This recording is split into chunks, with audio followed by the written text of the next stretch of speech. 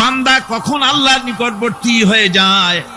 নবীজি বলেছেন, বান্দা যখন সেজদা দেয় তখন আল্লাহর বান্দার মাঝে কোনো হিজাব থাকে না, একদম আল্লাহ পাকের নিকটবর্তী হয়ে যায় বান্দা যখন সেজদায় পড়ে যায়। সুতরাং নামাজ হচ্ছে নিকটবর্তী হওয়া, সালাত এটা হচ্ছে নিকটবর্তী হওয়া। নামাজ ফরজ হওয়ার কারণ হচ্ছে এই যে মানুষ আল্লাহর বান্দা বা গোলাম হিসেবে সৃষ্টি হয়েছে, তাই একমুখী হয়ে এর বন্দিগি করা এটা হচ্ছে তার স্বাভাবিক একটা প্রকৃতি।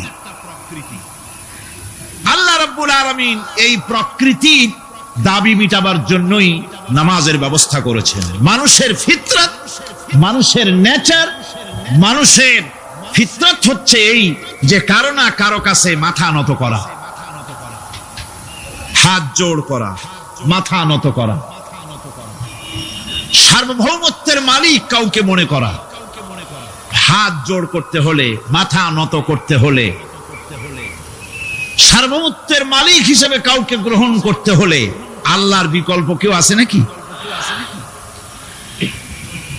ইসলামের মূল দাওয়াতটা হলো ফিতরাত অনুযায়ী দাওয়াত দেওয়া হয়েছে, মানুষ যেন মাথা নত করে, গোলামি করে।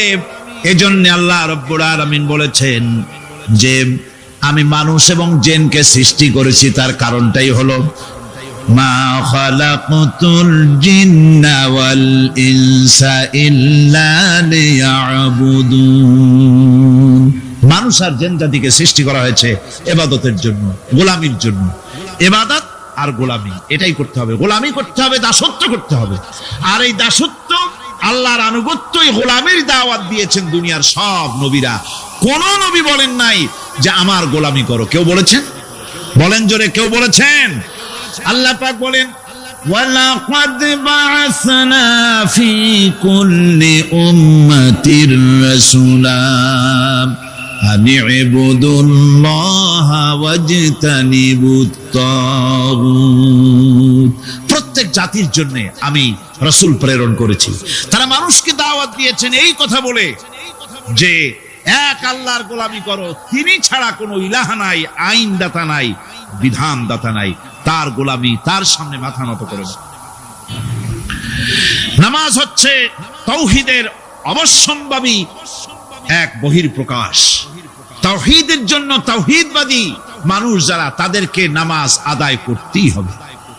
আকীদা বিশ্বাসের দিক থেকে তাওহীদ যদি হয় পুরা দ্বীনের মূল উৎস, তাহলে আমলের দিক থেকে নামাজ হচ্ছে পুরা দ্বীনের মূল ভিত্তি। নামাজ হচ্ছে আমলের মূল ভিত্তি, এর বাস্তবায়ন ছাড়া দ্বীন পূর্ণ হয় না। নামাজ মুমিনের কেবলমাত্র একটি উত্তম আমলই নয়, বরং নামাজ হচ্ছে ঈমানের মূল ভিত্তি। যার কাছে নামাজ নাই তার কাছে কিছুই নাই। রাসূল করিম সাল্লাল্লাহু আলাইহি ওয়াসাল্লাম বলেছেন যে নামাজ যে ব্যক্তি পড়ে না, আল্লাহ পাকের সাথে তার কোনো সম্পর্ক বাকি থাকে না। সুতরাং এই নামাজটা হচ্ছে এই যে একমাত্র একাগ্র চিত্তে আদবের সাথে আল্লাহর সামনে রুজু হয়ে যাওয়া। কোরআনে কারীম বলছি মুনিবিনা ইলাইহি ওয়াত্তাকুহু ওয়াকিমুস সালাতা ওয়া লা তাকুনু মিনাল মুশরিকিন। তোমরা আল্লাহর দিকে রুজু হয়ে যাও এবং তাকে ভয় করে অন্যায় কাজ থেকে বিরত থাকো, আর নামাজ কায়েম করো, মুশরিকদের অন্তর্ভুক্ত হয়ে যেও না। নামাজ কায়েম করা, নামাজের আদেশ কোরআনে কারীমের মধ্যে আল্লাহ পাক বহু জায়গায় করেছেন। ঈমানের পর নামাজই হচ্ছে সবচেয়ে বড় জরুরি। একজন মানুষ ঈমান আনলো, যেমন কালকে একজন ঈমান এনেছে, ঈমান আনার সাথে সাথে তার প্রথম কাজ কি বলুন? বলেন প্রথম কাজ কি? ফজরের নামাজের আগে একজন ইসলাম কবুল করলেন, তার প্রথম দায়িত্ব নামাজকে আদায় করে দেওয়া, ফজরের নামাজ পড়া।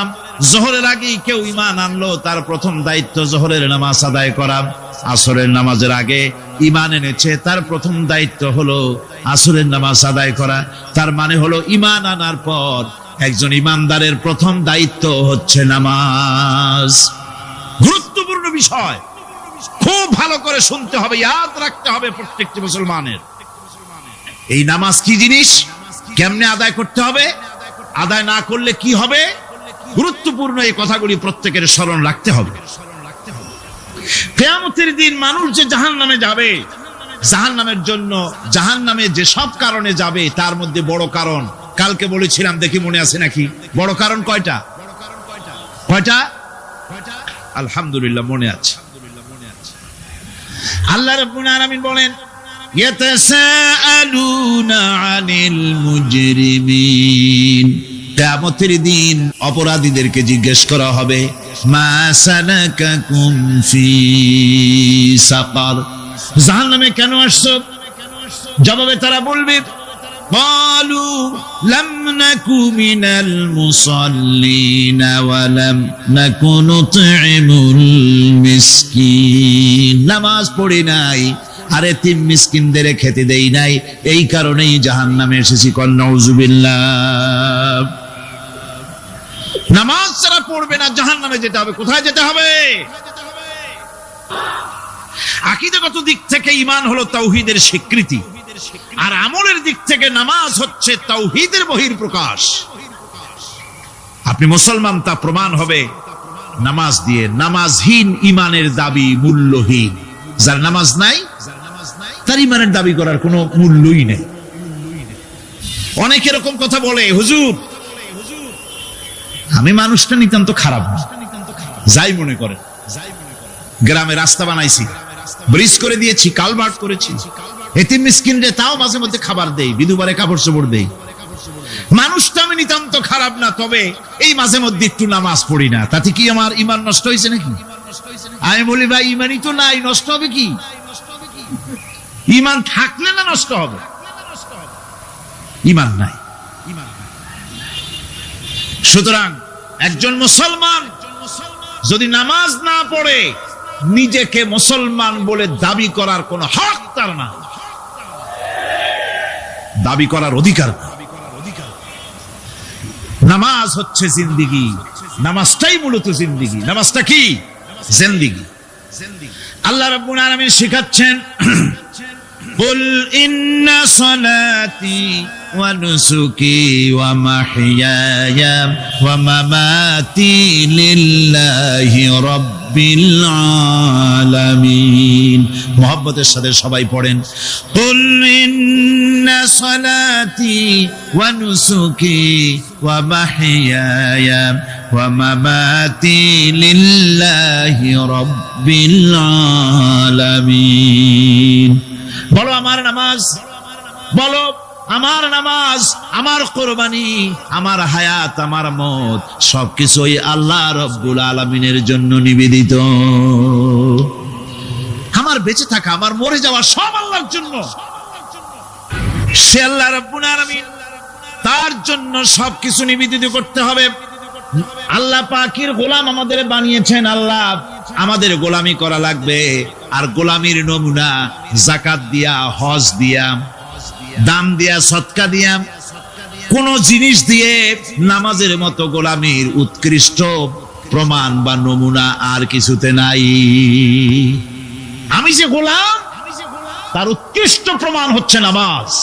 নামাজেই একটা মানুষ গোলামির অনুভূতিতে তাকে নিয়ে যায়।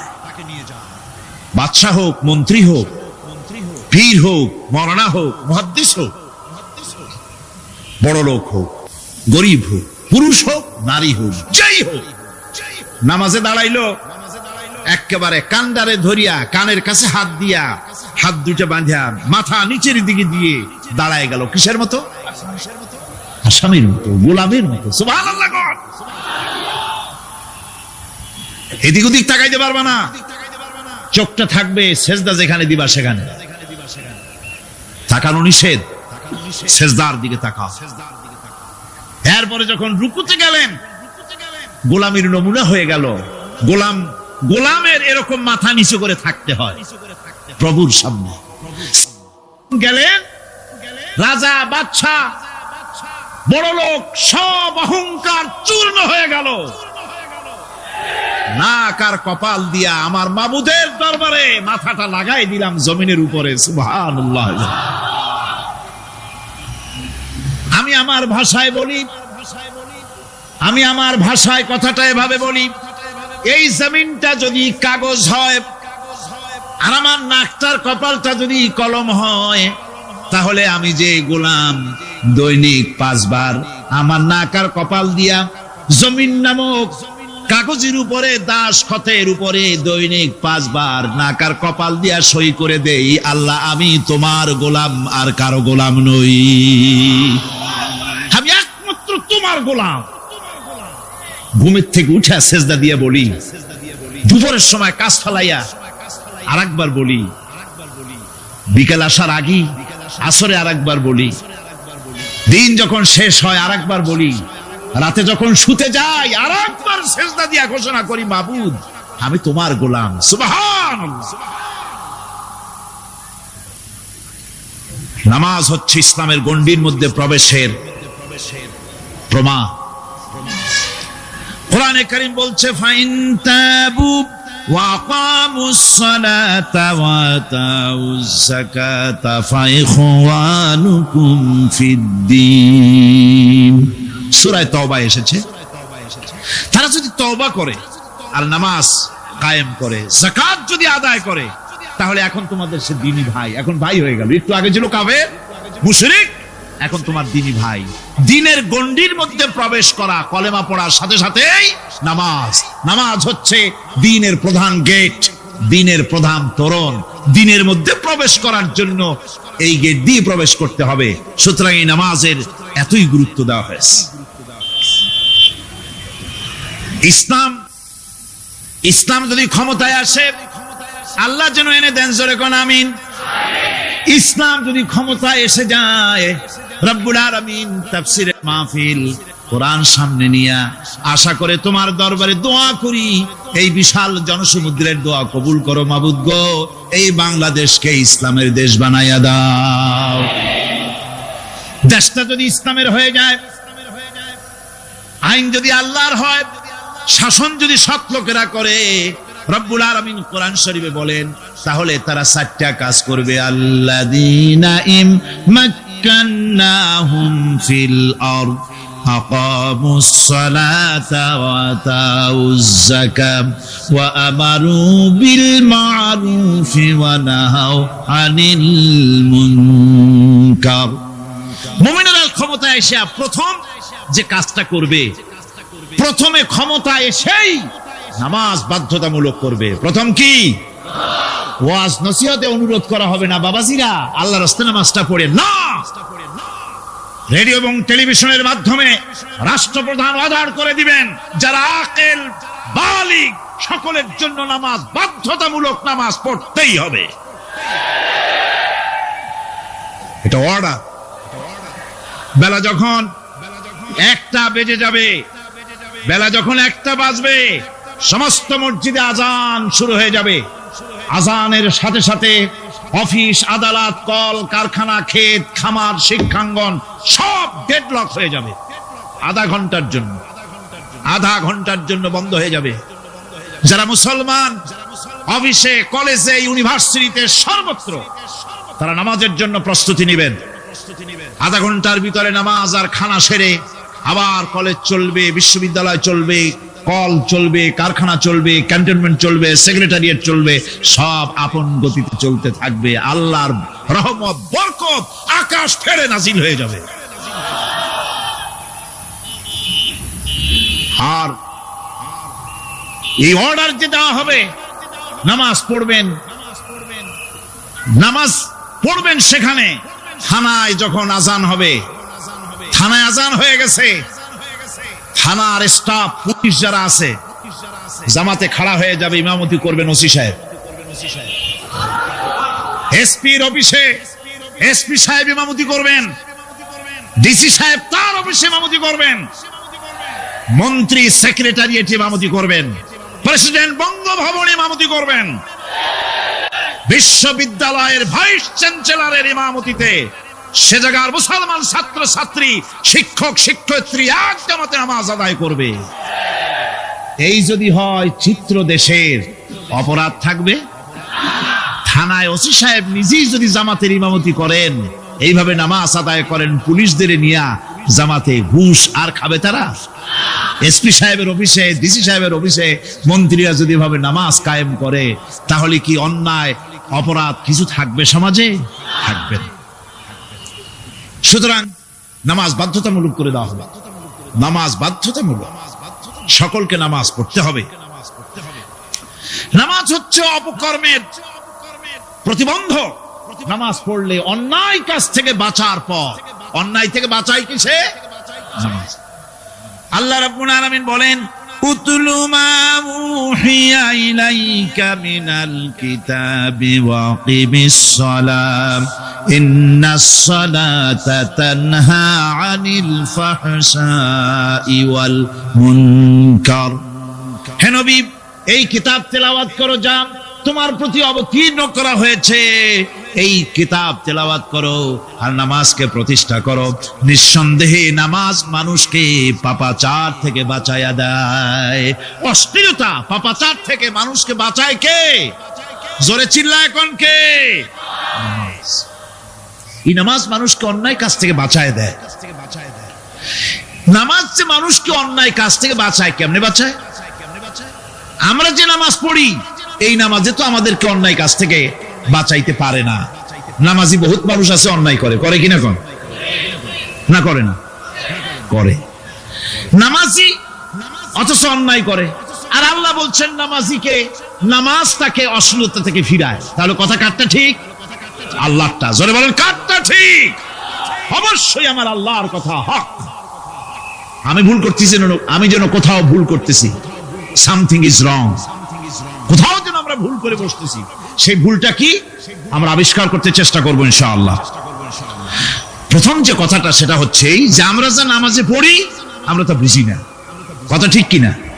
আমি যদি এখন প্রশ্ন করি সামি আল্লাহু লিমান হামিদা অর্থ কি কোন, ফার্স্ট ডিভিশনে কয়েকটা লেটার নিয়ে ফেল করবেন এরকম লোক আছেন না নাই? সুবহান রাব্বিয়াল আলা অর্থ কি জানি না। সুবহান রাব্বিয়াল আযীমের অর্থ কি জানি না। দোয়া কুনুত অর্থ কি জানি না।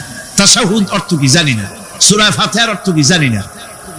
এমন কি উযুর মধ্যে কয়টা ফরজ তা অনেকের জানা নাই। কথা কি বেশি বললাম না ঠিক বলছি? একজনে জিজ্ঞেস করলো, মিয়া উযুতে কয় ফরজ? কয় হুজুর কি মনে করেন এটা বুঝি জানি না, এটা তো সাধারণ ব্যাপার, বলেন না কয় ফরজ? কয় উযুতে তো 17 ফরজ। কি কি? কয় হাত ধোয়া, পাও ধোয়া, মুখ ধোয়া, নাক ধোয়া, চোখ ধোয়া, জিহ্বা ধোয়া, মাথা ধোয়া। বলতে বলতে গুনে দেখা গেল প্রায় 19টার মতো বলছে। বলা হলো, মিয়া বললেন আপনি উযুতে ফরজ 17টা, কইলেন আপনি 19টা। কয় হুজুর জানি আরো, বলি না আপনাদের ভয়তে। উযু জানে না, নামাজ জানে না, তাকে এই নামাজ কেমনে ফিরাবে অন্যায় কাজ থেকে? কথা বুঝতে পেরেছেন? নামাজে আল্লাহু আকবার বললাম, এরপরে সানা পড়লাম, তারপরে সূরা ফাতিহা পড়লাম। সূরা ফাতিহার ভিতরে যে সমস্ত কথাগুলি বললাম সেই কথাগুলি বুঝি না, কি বলেছি তাও জানি না। এরপরে সুবহান রাব্বিয়াল আলা বলেছি, সুবহান রাব্বিয়াল আযীম বলেছি, সামি আল্লাহু লিমান হামিদা বলেছি, অর্থ কি জানি না। আল্লাহ তা শুনতে পান, যে ব্যক্তি আল্লাহর প্রশংসা করেন তিনি তা শুনতে পান। নামাজের মধ্যে আইডিয়া দেওয়া হচ্ছে, তুমি যে আল্লাহর জন্য নামাজ পড়তেছো, প্রশংসা করতেছো, এটা এমন নয় যে আল্লাহ পাক দেখছেন না বা শুনতেছেন না। তুমি যা বলতেছো, প্রশংসা করতেছো, আল্লাহ পাক তা শুনতে পাচ্ছেন। সামি আল্লাহু লিমান হামিদা। সুবহান রাব্বিয়াল আলা, আমি মহান সর্বশ্রেষ্ঠ আল্লাহ রাব্বুল আলামিনের পবিত্রতা ঘোষণা করছি, আমি তার প্রশংসা করছি। সূরা ফাতিহার কি আমরা বলি আপনারা ব্যাখ্যা দেখে বুঝে নিয়েন, সেগুলি আমি এখানে বলে বাকি কথা সব শেষ করতে পারবো না। নামাজে কি পড়েন সেটা যদি জানতেন, অবশ্যই আল্লাহ রাব্বুল আলামিনের কথা কার্যকরী হয়ে যেত। ইন্নাস সালাতা তানহা আনিল ফাহশাই ওয়াল মুনকার। নামাজ মানুষকে পাপের কাজ অশ্লীলতা থেকে ফিরাতে পারে।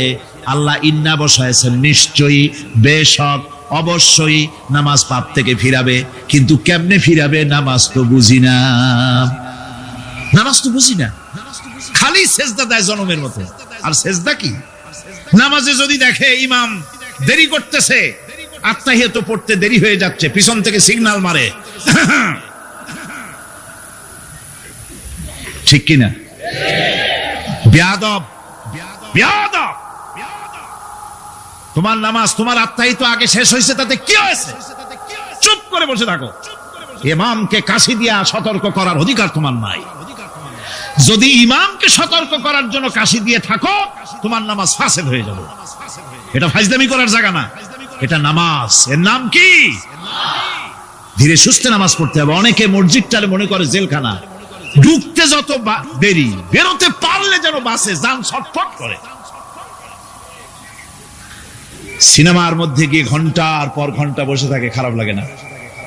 মসজিদে কেরাত যদি একটু লম্বা পড়ে, পিছনে বসে খালি কি যে করে, মনে মনে বলতে থাকে যে ইমাম এমন কাঁচা ছাড়া ছাড়ি না।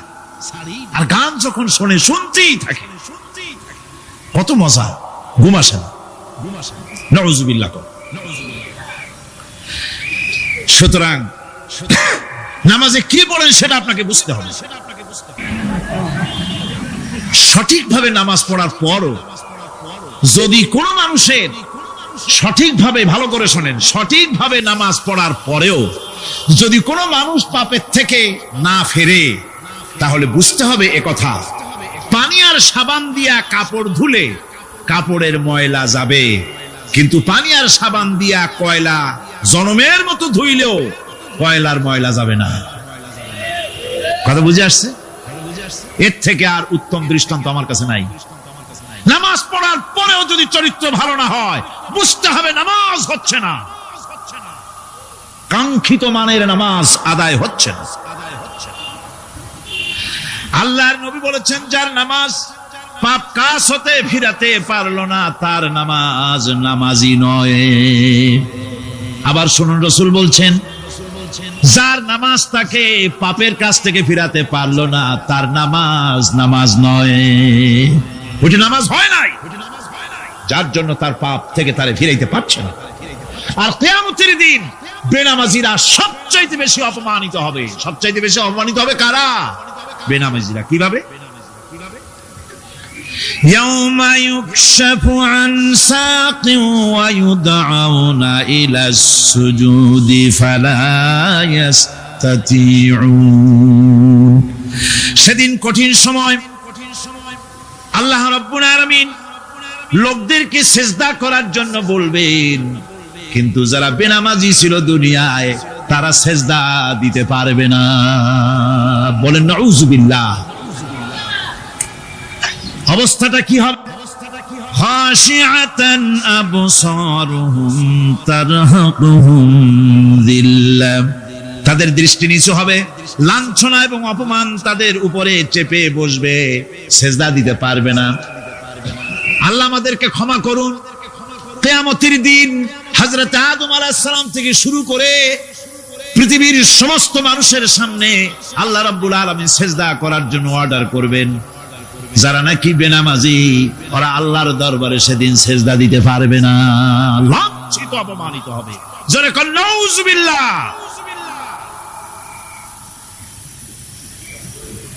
নামাজ, মুমিনের নামাজ একরকম, মুনাফিকের নামাজ হলো আর এক রকম। মুনাফিকরাও নামাজ পড়ে, পড়ে কিনা কোন? মুনাফিকেরাও নামাজ পড়ে। মুনাফিকেরা যখন নামাজ পড়তে যায়, আল্লাহ রাব্বুল আলামিন বলতেছেন, ওয়া ইযা কামু ইলাস সালাতি কামু কুসালা। মুনাফিকেরা যখন নামাজ পড়তে দাঁড়ায়, নামাজে আসে ঠিক তারা, কিন্তু নামাজের জন্য দাঁড়ায় খুব শৈথিল্য ভারে, শৈথিল্য ভাবে দাঁড়ায়, কাহিলি, সুস্তি, এ জায়গা চুলকায়, পায়জামা ধরে টান দেয়, টুপিটা ঘুরায়, এদিক ওদিক তাকায়। মুনাফিকের নামাজ দেখলেই ঠিক পাওয়া যায় যে বেটা মুনাফিক। এইভাবে সে দাঁড়ায়। তার নামাজটা কি জন্য? ইউরাউনান নাসা ওয়া লা ইয়াযকুরুনাল্লাহা ইল্লা কালিলা। তাদের নামাজ হচ্ছে মানুষকে দেখাবার নামাজ। নাউযুবিল্লাহ। এখন দেখবেন এই মৌসুম আসছে, নামাজের মৌসুম, বেনামাজিদের নামাজের মৌসুম। জনসভা হচ্ছে, নির্বাচন আসতেছে, নামাজে রক্ত হয়ে গেছে, তাড়াতাড়ি আজান হয়ে গেল। টুপি না থাকলে রুমাল একটা মাথায় দিল, উজু আছে কি না আছে, আল্লাহু আকবার, যা আছে কপালে হয়ে যাক। মানুষকে দেখাবার জন্য এরা নামাজ পড়ে। এরা আল্লাহ শরণার্থে নামাজ খুব কম লোকই করে। এরা হচ্ছে মুনাফিক। দুনিয়া এবং আখিরাতে কল্যাণের জন্য একমাত্র মাধ্যম হচ্ছে নামাজ। দুনিয়া যদি কল্যাণ চাই, আখিরাতেও যদি কল্যাণ চাই, তাহলে এর জন্য কি করতে হবে? কি করতে হবে? আমার কথা নয়, আল্লাহ রাব্বুল আলামিনের কথা শুনুন। রব্বুল আলামিন বলেন, ক্বাদ আফলাহাল মুমিনুন আল্লাযীনা হুম ফি সালাতিহিম খাশিউন ওয়াল্লাযীনা হুম লিয-যাকাতি ফাঈলুন ওয়াল্লাযীনা হুম লিফুরুজিহিম হাফিজুন। নিশ্চিতভাবে সেই সব মুমিন কল্যাণ লাভ করবে, নিশ্চিতভাবে। তারা হচ্ছে ওই সব লোক যারা নিজেদের নামাজ ভীতি মিশ্রিত, বিনয় ভাবে, ভীতি মিশ্রিত অবস্থায় বিনয়ের সাথে যারা নামাজ আদায় করে, যারা বেহুদা কাজ থেকে বিরত থাকে, যারা যাকাতের পন্থায় কর্মতৎপর হয়, আর যারা নিজের লজ্জাস্থানকে হেফাজত করে। এরপরে আল্লাহ পাক বলেন, ওয়াল্লাযীনা হুম লিআমানাতিহিম ওয়া আহদিহিম রাউন ওয়াল্লাযীনা আলা সালাওয়াতিহিম ইউহাফিজুন ওয়াল্লাযীনা আলা সালাতিহিম হাফিজুন।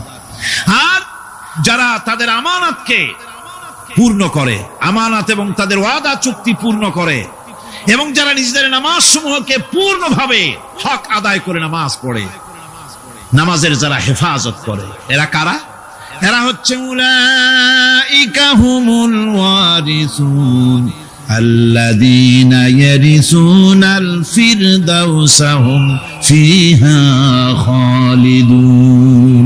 এরা হচ্ছে সেই সব লোক, এরা উত্তরাধিকার হচ্ছে জান্নাতের উত্তরাধিকার, জান্নাতুল ফিরদাউসে আল্লাহ রাব্বুল আলামিন এই গুণ বিশিষ্ট লোকদের জন্য জায়গা করে দিবেন। জোরে কোন সুবহানাল্লাহ। নামাজকে পড়তে বলা হয়নি, কোরআন শরীফে বলা হয়েছে নামাজ কায়েম করো। কি বলা হয়েছে কন্ত দেখি? নামাজ কায়েম করো, নামাজ পড়ো। এই কথা কিন্তু কোরআন শরীফে কোন জায়গায় আছে নাকি? এখন কায়েম করা কারে বলে? একটা গুরুত্বপূর্ণ আরেকটি বিষয়। নামাজ কায়েম করতে বলা হয়েছে। কায়েম কি?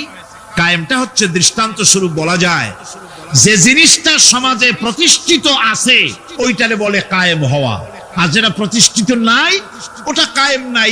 কায়েম মানে হলো প্রতিষ্ঠিত থাকা। যেমন আমাদের দেশে, আমাদের সমাজে নারী পুরুষ শিশু বৃদ্ধ সকলেই কাপড় পরা, শাড়ি পরা, লুঙ্গি পরা, এই কাপড় পরাটা কায়েম আছে, প্রতিষ্ঠিত আছে না নাই? যার কারণে কাপড় পরা সমাজে কায়েম আছে বলে উলঙ্গ মানুষ সমাজে খুঁজে পাওয়া যায় না, পাগল ছাড়া। ঠিক কিনা?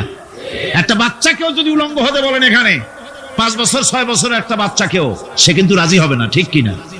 যেহেতু কাপড় পরা সমাজে প্রতিষ্ঠিত আছে, সেহেতু উলঙ্গ মানুষ পাওয়া যায় না, কাপড় পরাটাই এখানে প্রতিষ্ঠিত।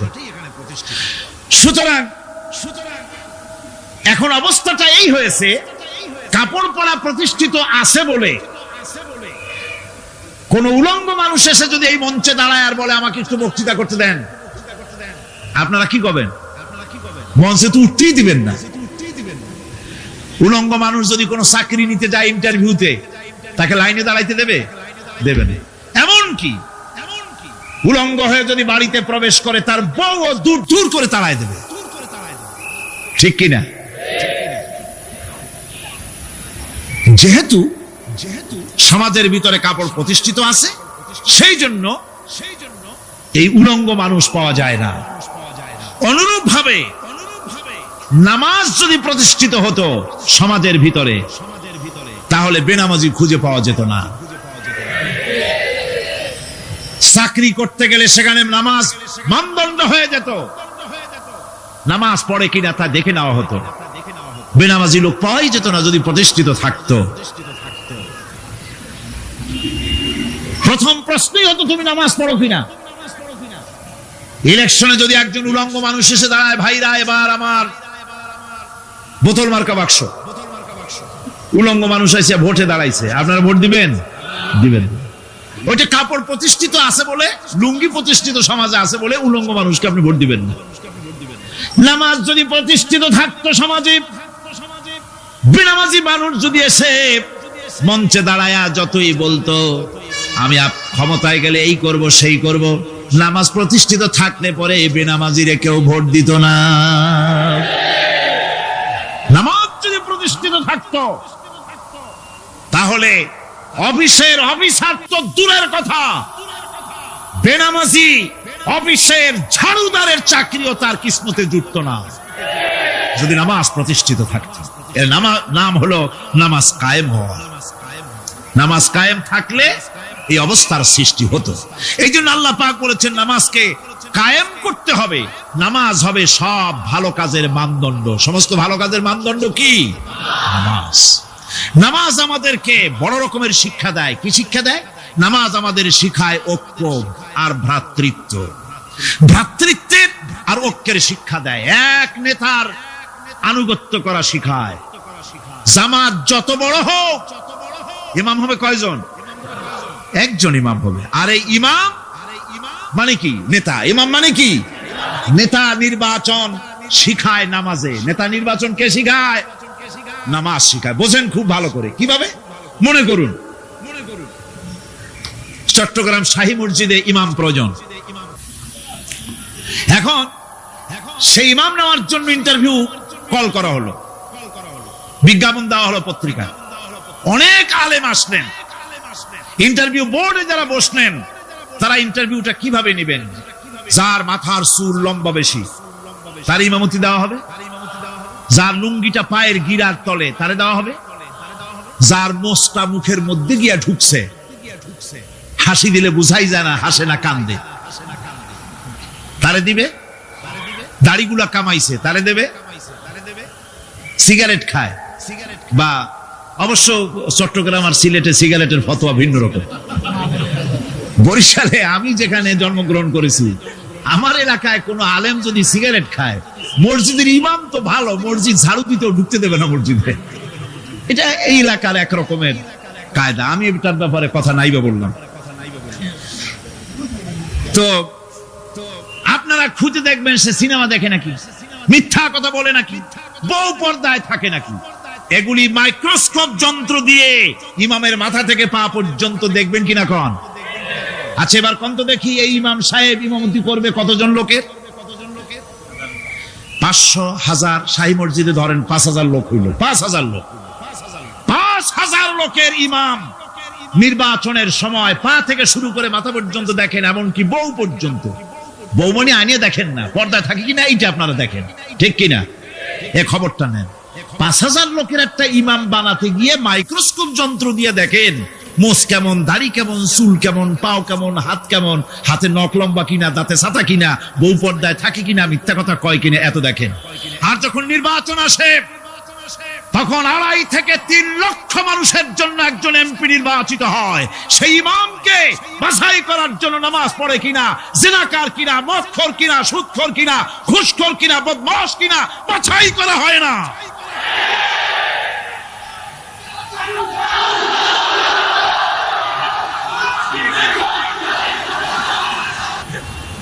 নামাজ আমাদেরকে এটা শিখায় ইমাম কেমনে বানাইতে হবে। কোন সুবহানাল্লাহ।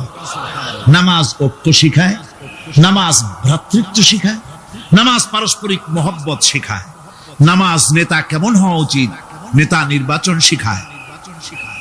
আবার নেতা ভুল করলে তার ভুল বলা যাবে না, এরকম হতে পারবে না।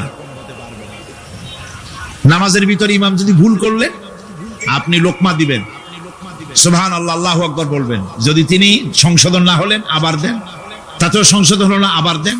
3 বার লোকমা দেওয়ার পর যদি ভুল সংশোধন না করে নামাজ ছেড়ে দেন, ইমামকে বের করে দেন, নতুন ইমাম নিয়োগ করেন। যারা ক্ষমতায় যাবে,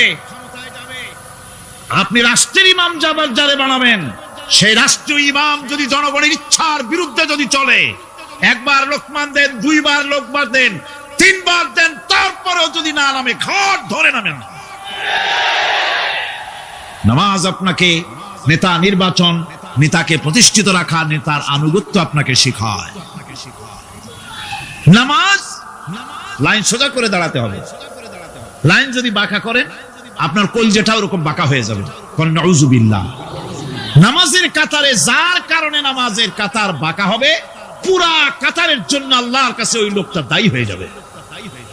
নামাজ শৃঙ্খলা শিখায়। সুবহানাল্লাহ কইতে ইচ্ছা করে না? নামাজ শৃঙ্খলা শিখায়, শৃঙ্খলা বোধ শিখায়, সোজা হয়ে দাঁড়ায়। তারপরে ঐক্য এবং মহব্বত শিখায়। নামাজের ভিতরে যখন দাঁড়ায় গেলেন, আমির দাঁড়ালো, ফকির দাঁড়ালো, মন্ত্রী দাঁড়ালো, তার ড্রাইভারও দাঁড়ায় গেল, একই কাতারে দাঁড়ায় গেছে। নামাজ পড়তে গিয়ে ড্রাইভারের পাও গিয়ে লেগেছে মন্ত্রীর গায়ে। নামাজ শেষ হওয়ার পর মন্ত্রীর বাবার ক্ষমতা নাই এ কথা বলার যে বেটা ড্রাইভার সলিমুদ্দি, তোর পাও লেগেছে আমার পায়ে, তোর চাকরি সুদ্ধা দোজকে পাঠায় দেব। পারবে বলতে? পারবে না। মিয়া মন্ত্রী সাহেব, এটা তোমার সেক্রেটারিয়েট না, এটা আল্লাহর ঘর। এটা কার ঘর? এক হি সাপ মে খড়ে হো গয়ে মাহমুদ ও আয়াজ, এক হি সাপ মে খড়ে হো গয়ে महमूद आयाज, न कोई बंदा रहा न कोई बंदा नवाज। एक ही कतारे दाঁড়িয়ে গেছে।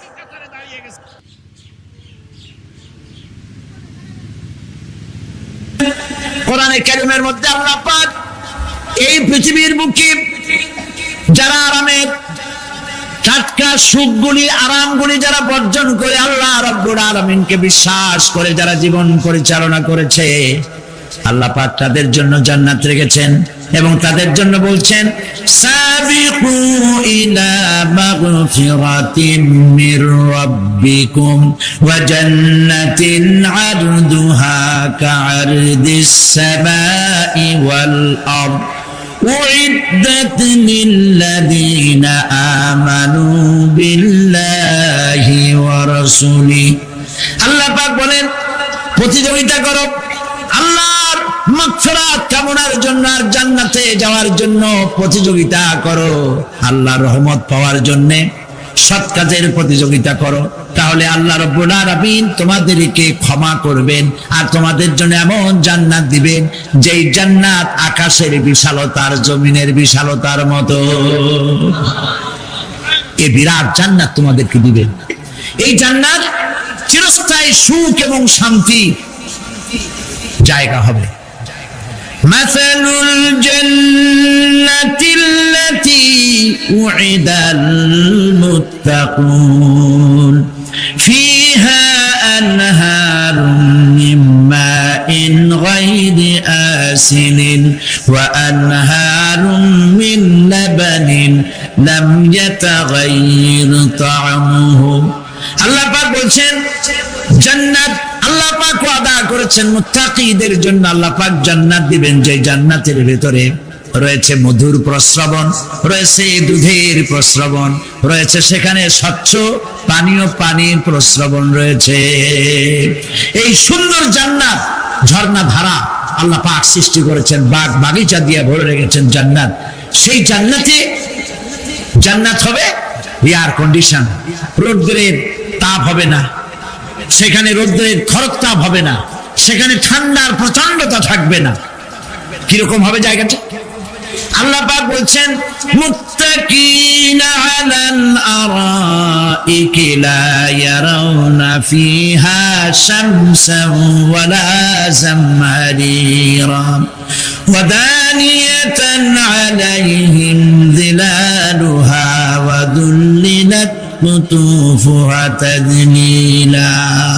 আল্লাহ পাক এমন জান্নাত রেখেছেন, সেই আল্লাহ পাক সেই জান্নাতের ভিতরে জান্নাতীরা ঠেস লাগায়া মুখোমুখি অবস্থায় তারা সেখানে বসবে, আর জান্নাতীদের মনের মধ্যে কোনো দুঃখ থাকবে না, পেরেশানি থাকবে না। পৃথিবীতে মানুষের দুঃখ থাকে, পেরেশানি থাকে, সেখানে কোনো দুঃখ আর পেরেশানি থাকবে না। সেই জায়গাটা হবে শীতাতপ নিয়ন্ত্রিত, না শীত না গরম, চির বসন্ত বিরাজ করবে। জান্নাতীরা সেখানে থাকবে। এই সুন্দর জান্নাত আল্লাহ পাক রেখেছেন মুত্তাকীদের জন্য। সুবহানাল্লাহ। কাফেরদের জন্য জান্নাত হবে, জাহান্নাম হবে চিরকাল। খালিদিনা ফিহা আবাদান, চিরকাল কাফেরেরা জাহান্নামে থাকবে। সর্বশেষ যে ব্যক্তি জাহান্নাম থেকে মুক্তি লাভ করবে তাকে আল্লাহ পাক বলবেন, ফেরেশতাদেরকে বলবেন, আমার ফেরেশতারা আমার এই বান্দাকে জান্নাত এবং জাহান্নামের মাঝখানে রেখে দাও। জান্নাত এবং জাহান্নামের মাঝখানে লোকটি যখন থাকার জায়গা পাবে, সে জান্নাতের দিকে তাকায়া দেখবে আর কাঁদতে থাকবে। আল্লাহ পাক জিজ্ঞেস করবেন, বান্দারে যুগের পর যুগ ধরে জাহান্নামে কেঁদেছো, আমি রব্বুল আলামিন জাহান্নাম মাফ করে দিয়া জান্নাত জাহান্নামের মাঝখানে রেখে দিয়েছি, আযাব থেকে তো বেঁচে গেছো, এখন কাঁদো কেন? লোকটি বলবে, রব্বুল আলামিন কাঁদি এই কারণে, জাহান্নাম থেকে মাফ করেছো, তোমার শুকরিয়া আদায় করি। জান্নাত তো আমার কপালে নাই, কিসমতে নাই, কিন্তু জান্নাত আমি এখান থেকে দেখতে পাচ্ছি। জান্নাতের সুঘ্রাণ আমার নাকে আসতেছে, কপালে নাই যাওয়ার। আমি কাঁদি এই জন্য, তুমি যদি মেহেরবানি করে আমাকে জান্নাতের দরজার কাছে একটু দাঁড় করায় দিতা, প্রাণ ভরে তোমার জান্নাতের দৃশ্যটা একটু দেখতাম। আল্লাহ পাক তার আরজি পূরণ করবেন, বলবেন যাও। ফেরেশতাদের বলবেন, এর জান্নাতের দরজার কাছে দাঁড় করায় দাও। জান্নাতের দরজার কাছে দাঁড়িয়ে লোকটি আবার কান্না শুরু করবেন। আল্লাহ পাক প্রশ্ন করবেন, এবার কান্দো কেন? লোকটি বলবে, রব্বুল আলামিন কান্দি এই কারণে, জান্নাতের এই দরজায় দাঁড়ায়া জান্নাতের অফুরন্ত নেয়ামত কিছুই ভালো করে দেখা যায় না, শুধু অল্প জায়গা দেখি। যদি তুমি আমারে দয়া করে জান্নাতের মাঝখানে দাঁড় করায় দিতা, চতুর্দিকে তাকায়া তাকায়া দেখা কলিজারে ঠান্ডা বানাইতাম। তবে আমি ওয়াদা করি, জান্নাতের কোনো নাজ নেয়ামত, কোনো ফল আমি খাবো না, ধরবো না, সইব না। একটুখানি মেহেরবানি করে মাঝখানে দাঁড় করাইয়া দাও, জান্নারে ঠান্ডা করি। আল্লাহ রাব্বুল আলামিন ফেরেশতাদের বলবেন, আমার এই বান্দারে জান্নাতের মাঝখানে দাঁড় করাইয়া দে। আল্লাহর নবী বলেন, জান্নাতের মাঝখানে দাঁড়িয়ে লোকটি আগের চাইতে আরো জোরে চিৎকার মেরে কাঁদতে থাকবে। আল্লাহ পাক বলবেন, বান্দারে কি হলো তোর? দরজার কাছে আসতে চাইছিলে, আইনা দিলাম। এবার মাঝখানে আসতে চাইছো, তাও এনে দিয়েছি। আবার কান্দো কেন? লোকটি বলবে, রব্বুল আলামিন এবার কান্দি এই জন্যে, তুমি যখন দয়া করে একটিবার জান্নাতের মাঝখানে এনে আমাকে দাঁড় করায় দিয়েছো, তুমি রহমান রহিম গফুরুর রহিম, এই জান্নাত থেকে আবার আর বাইর করে দিও না। আল্লাহ রাব্বুল আলামিন বলবেন, ও আমার বান্দারে, আমার এই জান্নাত তোর খুব পছন্দ হয়েছে নাকি? লোকটি বলবে, রব্বুল আলামিন কলিজা ঠান্ডা হয়ে গেছে, ভাবতেও পারি না এই জান্নাত এত সুন্দর। আল্লাহ পাক বলবেন, বান্দারে এরকম একটি নয়, দুইটা নয়, তোর জন্য আমি 10টা জান্নাত এরকম রিজার্ভ করে রাখছি। সুবহান। আল্লাহ পাককে ভয় করে পৃথিবীর সমস্ত পাপ থেকে যারা নিজেকে রক্ষা করবে, আল্লাহ তাদের জন্য এই জান্নাত রেখে দিয়েছেন। সুবহানাল্লাহ। সেই জান্নাতের রিসিপশন আপনারা আন্দাজ করতে পারবেন না, রিসিপশন কারে কয়। কি এর প্রধানমন্ত্রী আর প্রেসিডেন্ট, 4-5টা পুলিশ আর আর্মি এসে একটা ফট করে সেলুট মারলো, বাস শেষ হয়ে গেল, এরকম না। জান্নাতীদেরকে রিসিপশন দেওয়া হবে। জান্নাতীরা যখন আল্লাহর হুকুমে জান্নাতের দিকে যেতে লাগবে, আর যখন জান্নাতের কাছে চলে যাবে, আল্লাহ রাব্বুল আলামিন শোনায় দিচ্ছেন, হাত্তা ইযা জাউহা ফুতিহাত أبوابها وقال لهم خزنتها سلام عليكم طبتم فادخلوها خالدين سبحان الله জান্নাতীরা যখন জান্নাতে প্রবেশ করার দরজার মুখোমুখি হবে দ্বার রক্ষীগণ তখন বলবে সালামুন আলাইকুম, আল্লাহর শান্তি তোমাদের উপরে বর্ষিত হোক। সুবহানাল্লাহ। দুনিয়ার টাটকা টাটকা সুখগুলি দুই পা দিয়ে ছেড়ে দিয়েছো, টাটকা সুখগুলি গ্রহণ করো নাই, হারাম খাও নাই, আল্লাহর দ্বীন কায়েমের জন্য রক্ত দিয়েছো, জীবন দিয়েছো, কষ্ট করেছো, আল্লাহকে ভয় করেছো। আমাদের সালাম গ্রহণ করো, জান্নাতের মধ্যে ঢুকে যাও চিরকালের জন্য। সুবহানাল্লাহ। আর বাইরে হওয়া লাগবে না, চিরকাল এই জান্নাতের মধ্যে তোমরা বসবাস করতে পারবে। আল্লাহ রাব্বুল আলামিনের ফেরেশতারা বলে দিবেন। জান্নাতের মধ্যে আল্লাহ পাক হুরদের সঙ্গে জান্নাতীদের বিয়ের ব্যবস্থা করে দিবেন। কোরআনে কারিমে আল্লাহ পাক বলেন মুত্তাকিনা আলা সুরুজিন মাসফুফাতিন ওয়া যাওয়াজনাহুম বিহুরিন ঈন। সামনাসামনি ভাবে সাজানো সারি সারি আসন সমূহের উপর তারা ঠেস লাগায় বসে থাকবে, আর আল্লাহ রাব্বুল আলামিন হুরদের সাথে জান্নাতীদের বিয়ের ব্যবস্থা করে দিবেন। যেসব হুরের সঙ্গে বিয়ে হবে তাদের আল্লাহ পাক বিবরণ দিচ্ছেন কি রকম হবে তারা। লাম ইয়াতমিসহুন্না ইনসুন ওয়ালা জান। এর পূর্বে জিন এবং ইনসান এদেরকে কেউ স্পর্শ করে না। কিরকম তারা? কাআন্নাহুন্নাল ইয়াকুতু ওয়াল মারজান। যেমন ঝিনুকের ভিতরে মণিমুক্তা থাকে, এইভাবে আল্লাহ পাক তাদেরকে পবিত্র করে রেখে দিয়েছেন। আমার প্রিয় ভাইরা, আল্লাহ রাব্বুল আলামিন কোরআনে কারীমের ভিতরে বলেছেন ফাবিআইয়ি আলা'i রাব্বিকুমা তুকাযযিবান। জান্নাত দান করে আল্লাহ পাক এবার জান্নাতীদেরকে সম্বোধন করে বলবেন ইয়া ইবাদি লা খাউফুন আলাইকুমুল ইয়াওমা ওয়ালা আনতুম তাহজানুন। হে আমার বান্দারা, লা খাউফুন আলাইকুমুল ইয়াওম, আজ আর কোনো ভয় নাই। সুবহানাল্লাহ সুবহানাল্লাহ। আজ আর কোনো ভয় নাই, কোনো চিন্তাও নাই, আরামে এই জান্নাতের মধ্যে বসবাস করো। এরপরে আল্লাহ পাক জিজ্ঞেস করবেন ও আমার জান্নাতীরা, আমি যেসব ওয়াদা করছিলাম আমার ওয়াদা মোতাবেক সমস্ত নিয়ামত পেয়েছো? তারা বলবে হ্যাঁ পেয়েছি, সব নিয়ামত আপনার ওয়াদা মোতাবেক সব পেয়েছি। আল্লাহ রাব্বুল আলামিন বলবেন সব পাও নাই, ওয়ালাদাইনা মাজিদ, আমার কাছে আরো বেশি আছে। সুবহানাল্লাহ, আমার কাছে আরো বেশি আছে।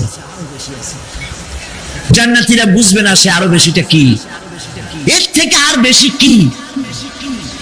প্রিয় ভাই সব, নবী করিম সাল্লাল্লাহু আলাইহি সাল্লাম বলেছেন জান্নাতের সুখ আর শান্তি কোন চোখ নাই যা দেখেছে, যা কোন অন্তঃকরণ নাই যা কল্পনা করতে পেরেছে। এই জান্নাত মুত্তাকিদের জন্য আল্লাহ রাখছেন। সুবহানাল্লাহ। জান্নাতীরা ভাবতেও পারবে না সেই নিয়ামতগুলি কি। প্রিয় ভাই সব, সেই মুহূর্তে আল্লাহর নবী মুহাম্মদুর রাসূলুল্লাহ সাল্লাল্লাহু আলাইহি ওয়াসাল্লাম বলবেন রব্বুল আলামিন, আমার উম্মতেরা জান্নাতীরা বুঝতে পারে নাই আপনার কাছে কি নিয়ামত আরো বেশি আছে। আমার এই উম্মতেরা জান্নাতীরা আপনার ওয়াদা মোতাবেক সব পেয়েছে, কিন্তু একটি জিনিস এখনো তাদের কিসমতে হয় নাই। সেই জিনিসটা হলো যারা তার রবকে না দেখে শুধু কোরআন আর হাদিসের কথা শুনে আরবের ঘুম হারাম করে তাহাজ্জুদের নামাজ আদায় করেছিল, চোখের পানি ফেলেছিল। যারা জান্নাত দেখে নাই, জাহান্নাম দেখে নাই, আপনাকে ভয় করে যারা জীবন পরিচালনা করেছিল, যারা আপনাকে দেখে নাই, না দেখে শুধু কোরআন হাদিস বিশ্বাস করে, যারা অকাতরে নিজেদের জীবন বিলায় দিয়েছিল, এই জান্নাতীরা এখন পর্যন্ত তার রবকে দেখতে পারে নাই। আল্লাহ রাব্বুল আলামিন তার সামনে থেকে 70,000 পর্দা সরে যাবে। আল্লাহ পাক বান্দাদের আরজি পুরা করার জন্য জান্নাতীদের সামনে তিনি জালোয়া ফরোজ হবে। কোরআন শরীফের ভিতরে আল্লাহ পাক বলেন, জান্নাতীরা তারা আল্লাহর দিকে, জান্নাতীরা তার রবের দিকে তাকিয়ে থাকবে, আর রব তার বান্দাদের দিকে তাকায়া থাকবে। প্রাণ ভরে জান্নাতীরা রবকে দেখবে, সুবহানাল্লাহ, আল্লাহ পাককে দেখবে। প্রাণ খুলে আজ দোয়া করি রব্বুল আলামিন, জান্নাতের যেই পরিবেশে, যেই জায়গায় তুমি দয়া করে তোমার গোলামদেরকে তুমি নিজেই দর্শন দিবে, দেখা দিবে। মনিব গো, ও আমাদের রব, আজ এই বিশাল জনসমুদ্র নিয়ে তোমার দরবারে আবেগ ভরা কণ্ঠে বলি, যে অনুষ্ঠানটি তুমি এমন মুবারক অনুষ্ঠান করবে যেখানে তুমি জান্নাতীদেরকে দেখা দিবে, ওই জান্নাতের কোনো একটি, ওই অনুষ্ঠানের কোনো একটি কোনায় কানায় আমাদেরকেও দাঁড় করাইয়া দেখান তো।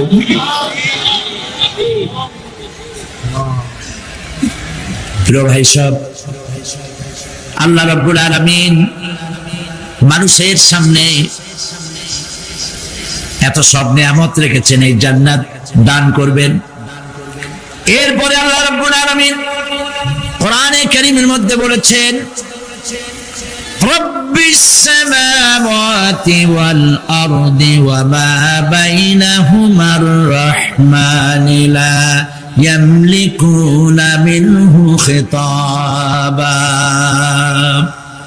এসব পুরস্কার রয়েছে তোমাদের সেই রবের পক্ষ থেকে যিনি আকাশ আর জমিনের মালিক। সুবহানাল্লাহ বলবেন না? যার সামনে কথা বলার ক্ষমতা কারো হবে না। এটি একটি মারাত্মক কথা। কিয়ামতের দিন আল্লাহর দরবারে কেউ কথা বলতে পারবে না আল্লাহর নির্দেশ ছাড়া। একটি আকীদা পরিষ্কার করে নিয়ে যান আপনাদের, সে আকীদাটা এভাবে পরিষ্কার করুন, কোন পীর সাহেব, কোন খাজা বাবা, কোন মাওলানা, কোন মুহাদ্দিস, কোন বুজুর্গ আপনাকে সুপারিশ করতে পারবে না যদি না আল্লাহ পাক তাকে কথা বলার তৌফিক না দেন। মনে থাকবে এটা? আয়াতুল কুরসির ভিতরে আমরা পড়ি, মান যাল্লাযী ইয়াশফাউ ইনদাহু ইল্লা বিইযনিহি। আল্লাহ পাক বলেছেন কিয়ামতের দিন আল্লাহর দরবারে কার সাহস আছে কথা বলতে পারে? মান যাল্লাযী ইয়াশফাউ ইনদাহু ইল্লা বিইযনিহি। আল্লাহর ওয়াদা ছাড়া, হুকুম ছাড়া আল্লাহর সামনে কথা বলা সেদিন কেউ থাকবে না। সুবহানাল্লাহ। কেউ কথা বলতে পারবে না। সুপারিশ করতে হবে আল্লাহ যারে বলেন তুমি করো, অমুকের জন্য করো, সেই ব্যক্তি শুধু তার জন্যই করতে পারবে, আর কেউ কথা বলতে পারবে না। সেই কঠিন হাসরের ময়দান, যেদিন শুধুমাত্র আল্লাহ পাক কথা বলবেন, আর যারে বলতে বলবেন সেই কেবলমাত্র বলতে পারবে। সুপারিশ এটি আল্লাহ পাক কিয়ামতে পারমিশন দিলে বলা যাবে। হযরত ইব্রাহিম আলাইহিস সালাম কিয়ামতের দিন তার নিজের পিতা সম্পর্কে সুপারিশ করবেন। রব্বুল আলামিন, আমার আব্বার জন্য সুপারিশ করতেছি, মেহেরবানি করে জাহান্নাম থেকে তারে আপনি রক্ষা করুন। আল্লাহ রব্বুল আলামিন বলবেন, ইব্রাহিম তোমার সুপারিশ মঞ্জুর হবে না। প্রিয় ভাই সব, একটু মাথা খাটান, চিন্তা করেন। জাতির পিতা কে? জাতির পিতা চিল্লায় বলুন, কলিজা সাফ করে ফেলুন। মুসলমানদের জাতির পিতা হাবিজ হাবিব কেউ হতে পারে না।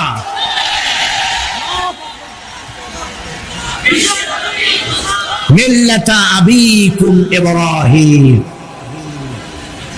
ইব্রাহিম আলাইহিস সালাম এই মিল্লাতের পিতা। সুবহানাল্লাহ। হযরত ইব্রাহিম আলাইহিস সালাম কিয়ামতের দিন বলবেন, আল্লাহ আমার আব্বার জন্য সুপারিশ করছি। আল্লাহ পাক বলবেন মঞ্জুর হবে না। আসর তোমার পিতা হতে পারে, কিন্তু আমার খলিলকে আগুনে ফেলার জন্য নমরুদকে সে সহযোগিতা করেছে, আমি তোমার পিতাকে ক্ষমা করব না। নবী করিম সাল্লাল্লাহু আলাইহি সাল্লামকে সাহাবায়ে কেরাম জিজ্ঞেস করেছেন, হে রাসূল, আপনার আব্বা এবং আম্মার অবস্থা কি হবে? নবী করিম সাল্লাল্লাহু আলাইহি সাল্লাম কেঁদে ফেলেছেন, সাওয়াব করেছেন, আমি তাদের কোনো উপকারে আসব না। আল্লাহু আকবার। আপনি মনে করছেন নাকি যে ইয়া নবী সালাম আলাইকা বলি অমনি নবী সুপারিশ পাবেন? এত সহজ। কতগুলো রসগোল্লা খাইলেন আর বড় একটা মিছিল করলেন আর অমনি চলে যাবেন?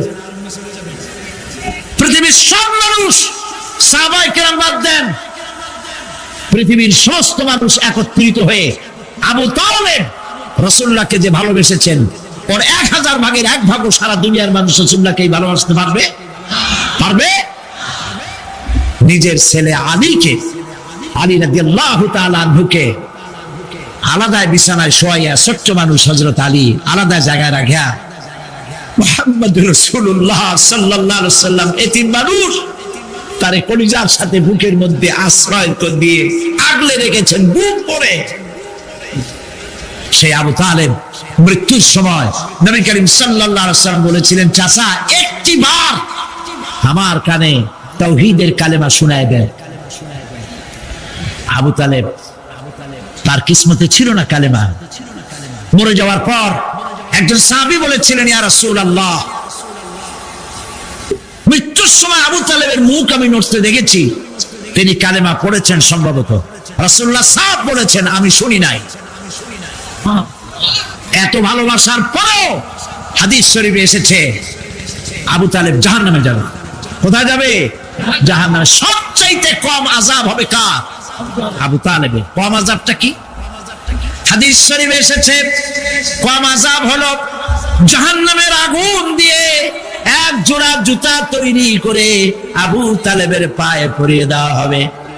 সেই জাহান্নামের আগুনের তৈরি করা জুতার তাপে আবু তালেবের মাথার ঘিলুগুলো টকবক করে বউ পড়তে লাগবে।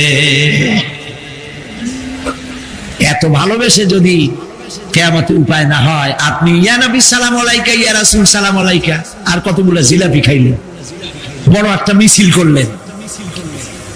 প্রিয় ভাই সব, এইসব বিদআত ছাড়ুন, এগুলি সুস্পষ্ট বিদআত। রাসূলুল্লাহকে ভালোবাসবেন, সাহাবীরা যেভাবে ভালোবেসেছেন ওইভাবে ভালোবাসবেন।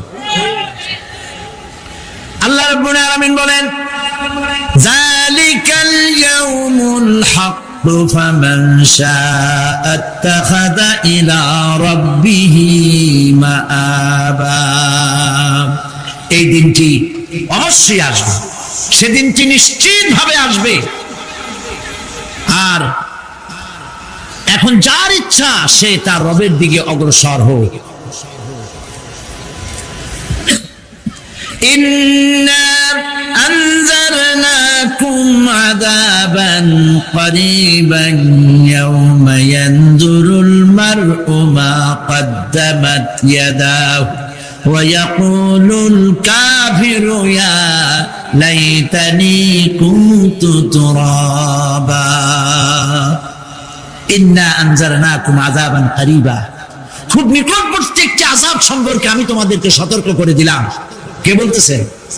আল্লাহ পাক।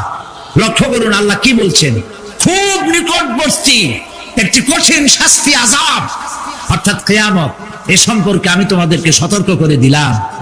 ইয়াউমা ইয়ানজুরুল মার'উ মা কদ্দামাত ইয়াদা, সেদিন প্রত্যেকটি লোক যা সে পাঠিয়ে দিয়েছিল এখানে, অর্থাৎ যা করেছিল সেগুলি সে দেখতে পাবে। আর তখন ওয়ায়াকুলুল কাফিরু ইয়া লাইতানি কুনতু তুরাবা।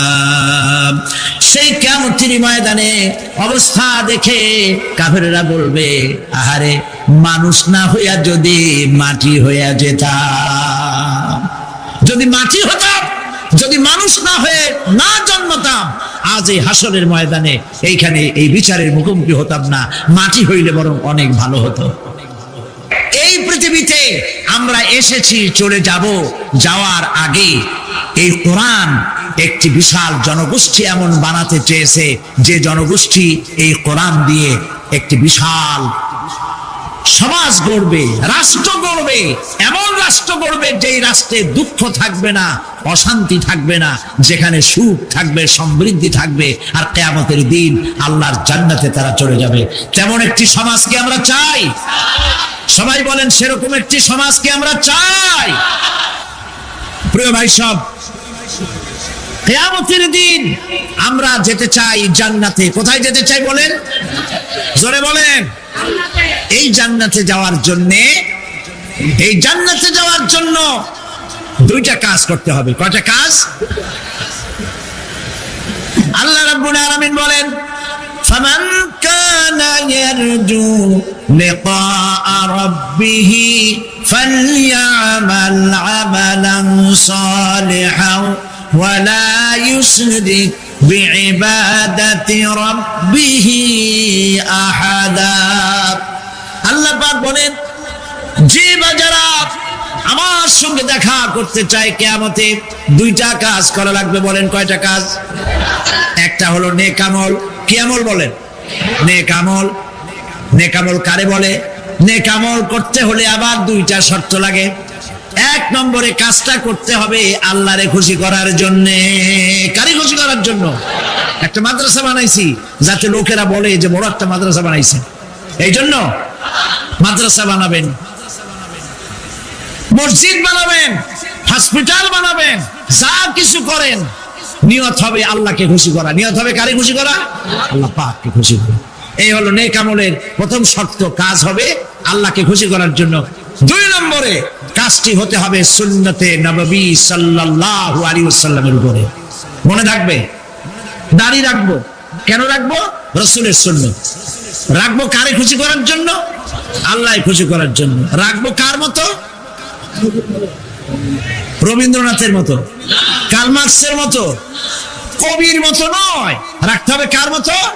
নবীর মতো। বুঝে নেন, কাজটা হতে হবে আল্লাহকে খুশি করার জন্য। দুই নম্বরে কাজটা হতে হবে সুন্নতে নববী সাল্লাল্লাহু আলাইহি ওয়াসাল্লামের উপরে হতে হবে। তাহলে এই হলো এক নম্বর। জান্নাতে যাওয়ার জন্য, আল্লাহর সাথে দেখা করার জন্য এক নম্বরের কাজ হলো নেক আমল। বলেন এক নম্বরের কাজ কি? দুই নম্বরের কাজ ওয়ালা ইউশরিক বিইবাদাতি রাব্বিহি আহাদা। আল্লাহ রাব্বুল আলামিনের ইবাদতের সাথে কাউকে শরীক স্থাপন করা যাবে না। আমরা যারা মুসলমান, অধিকাংশ মুসলমান শিরকের ভিতরে মুবতালা হয়ে আছে। বিশ্বাস করেন কিনা বলেন? কাফেরেরা তো মুশরিক আছে, ওরা তো মুশরিক আছেই, কিন্তু আমরা মুসলমানেরা আমাদের আমলের মধ্যে, আমাদের অজান্তে সবের নিয়তে অনেক শিরক আমরা করে বসি। নাউজুবিল্লাহ। বলেন নাউজুবিল্লাহ। এই জন্য আমি বারবার সতর্ক করি, নিজেকেও করি, আপনাদেরকেও করি। এই কারণে করি, শিরকের গুনাহ আল্লাহ মাফ করবেন না। ইন্না শিরকা লাযুলমুন আযীম।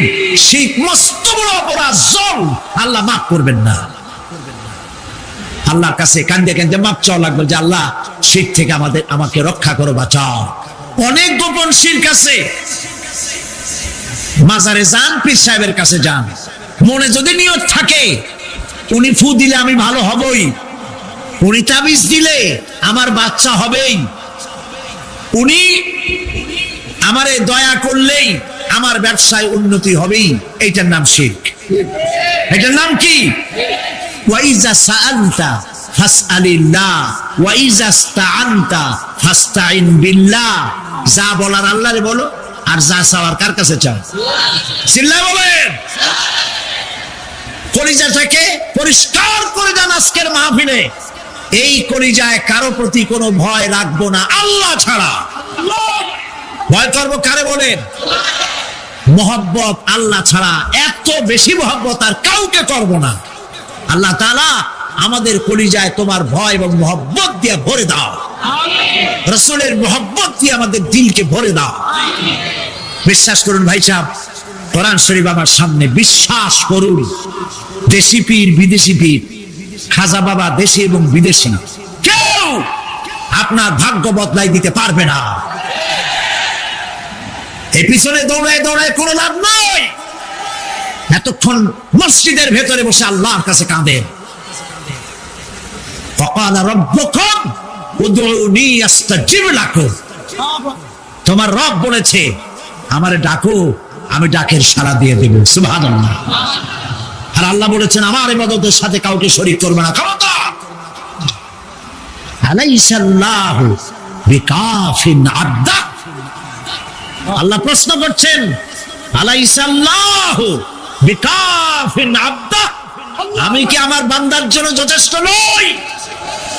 চিল্লায় বলুন অবশ্যই যথেষ্ট। আবার বলেন অবশ্যই যথেষ্ট।